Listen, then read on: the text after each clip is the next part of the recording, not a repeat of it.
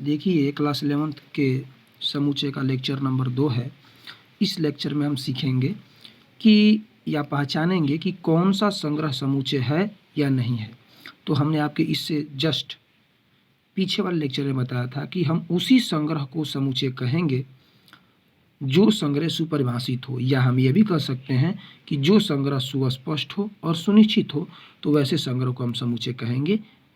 अगर नहीं है, दोनों में से कोई एक भी नहीं है, तो उस संग्रह को हम समूचे नहीं कहेंगे। तो हमें इस में लेक्चर में यही पहचानेंगे कि हमें संग्रह दिया रहेगा और हमें पहचानना होगा कि वह संग्रह समूचे है कि नहीं है। तो हम केवल उस संग्रह को समूचे पहचानने के लिए केवल दो ही चीज़ देखेंगे। क्या? कि अगर कोई संग्रह सुस्पष्ट है और सुनिश्चित हो, अगर ऐसा होता है संग्रह, तो उस संग्रह को हम समूचे बोल देंगे। अगर नहीं होता है तो उसको समूचे नहीं बोलेंगे।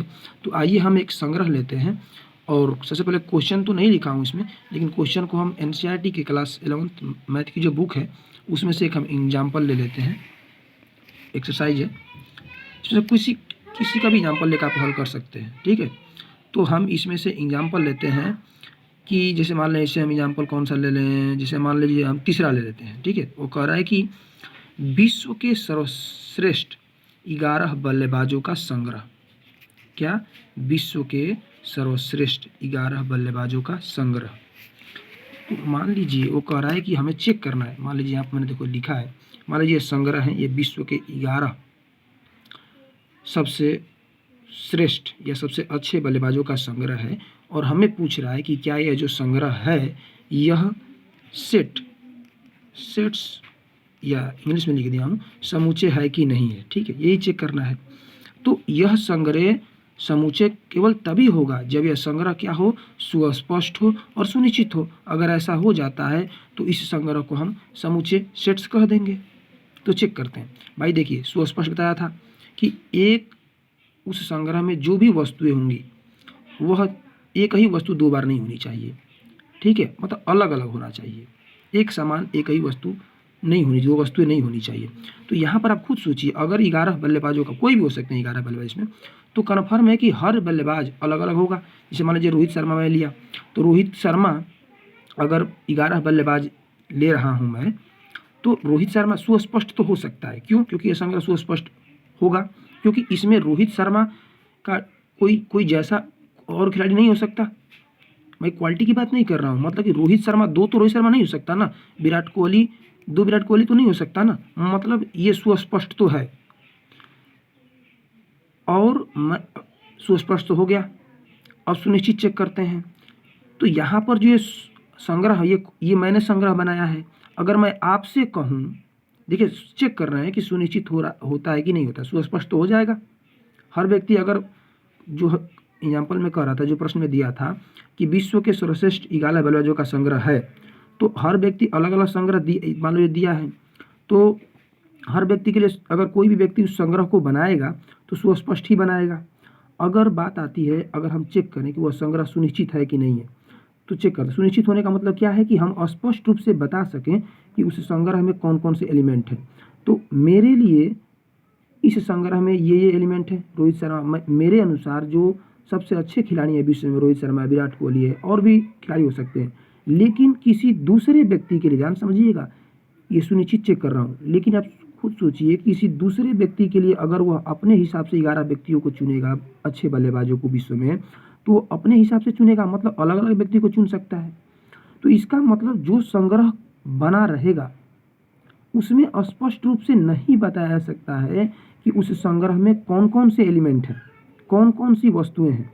सॉरी, एलिमेंट वस्तुएं को बोलते हैं, नहीं बता सकता। तो इसका मतलब कि यह जो संग्रह दिया है कि विश्व के सबसे अच्छे बल्लेबाजों का ये जो संग्रह है, यह सुनिश्चित नहीं है। क्यों? क्योंकि सुनिश्चित होने का मतलब है कि कोई भी व्यक्ति देखे तो वह स्पष्ट रूप से बता सके कि वह सुनिश्चित है कि नहीं है, मतलब उसमें कौन कौन सी वस्तुएं हैं। तो अगर कोई भी व्यक्ति देखेगा तो वह अलग अलग संग्रह की वस्तुएं बताएगा, है ना। हमारे लिए अच्छे खिलाड़ी रोहित शर्मा, विराट कोहली हो सकते हैं, तो किसी दूसरे के लिए कोई दूसरा खिलाड़ी हो सकता है। तो इसका मतलब यह जो संग्रह है ना, ये सुस्पष्ट तो है लेकिन सुनिश्चित नहीं है।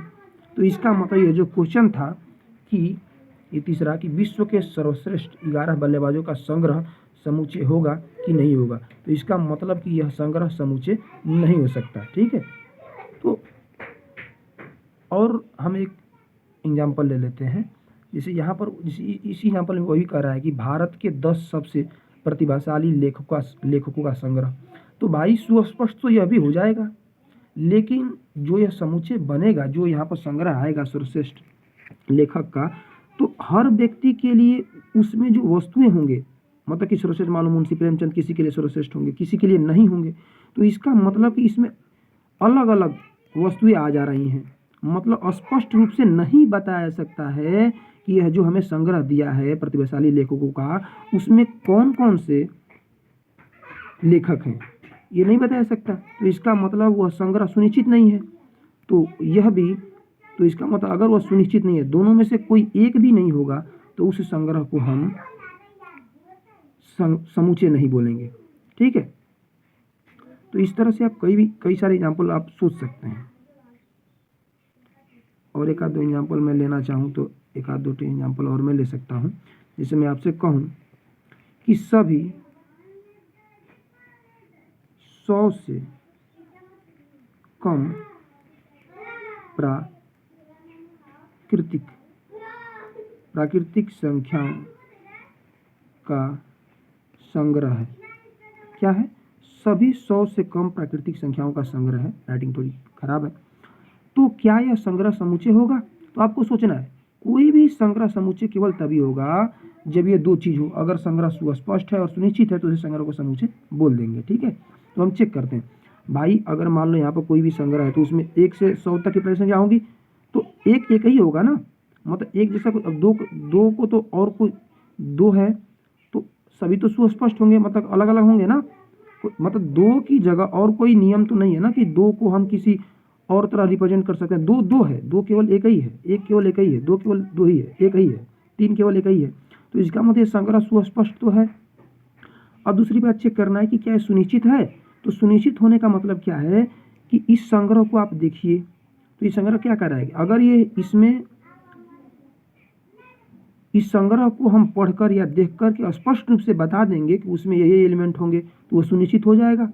तो इस संग्रह को देखिए, संग्रह क्या कर रहा है कि 100 से कम प्राकृतिक संख्याओं का संग्रह है। तो अगर कोई भी व्यक्ति इस संग्रह को देखेगा तो इस संग्रह में वो हमें वस्तु तो क्या बताएगा, 1 2 3 4 5 ऐसे 100 तक की गिनती तो ही बताएगा ना। कोई अलग तो 101 तो नहीं कहेगा।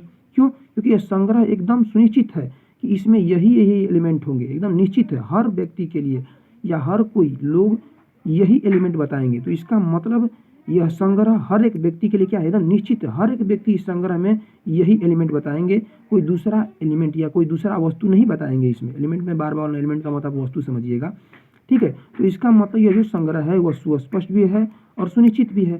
तो इसका मतलब यह जो संग्रह है वह समूचे हो जाएगा। ठीक है, तो ऐसे बहुत सारे आप एग्जाम्पल ले सकते हैं। जैसे मैं अभी एक एग्जाम्पल और लूँ और यहाँ पर मैं कहूँ कि जे अक्षर से प्रारंभ होने वाले सभी, देखिए एनसीईआरटी का एग्जाम्पल आप लिया है कि जे अक्षर से प्रारंभ होने वाले वर्ष के सभी महीनों का संग्रह समूचे होगा कि नहीं होगा। तो आप समझिए यहाँ पर कि मान लो जे से मान लो कोई ढेर है, जे से क्या आएगा, जैसे जून हो जाएगा, जुलाई हो जाएगा, ठीक है, जनवरी हो जाएगा। तो ऐसे बहुत सारे होंगे। तो इसका मतलब सुस्पष्ट तो होगा, क्योंकि एक भाई जुलाई तो जुलाई है, जुलाई अब कोई दूसरा तो नहीं होगा ना माह जो मंथ है। तो इसका मतलब ये क्या हो जाएगा, ये सुस्पष्ट तो है। और साथ ही साथ ये जो संग्रह है वो सुनिश्चित भी है। क्यों?